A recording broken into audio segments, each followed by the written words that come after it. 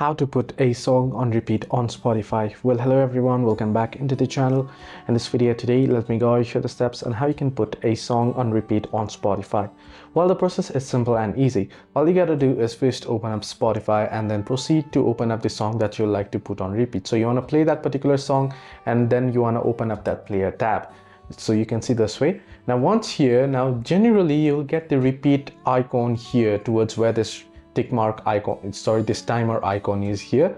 So here you'll be able to, now you'll get the sleep timer option, but before you used to get the repeat option here, the option to turn on repeat for that particular song. So if you don't have your Spotify version upgraded, then you'll find it right here. But however, if you do have the latest version, then you'll find it along with the shuffle tab for the playlist.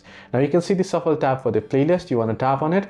Now here you need the Spotify premium in order to repeat the song, but if you do have the premium, you can proceed to tap on it and then you'll get an icon where ultimately it'll lead you to this particular song being put on repeat. Hope this video helped you. Do like and subscribe.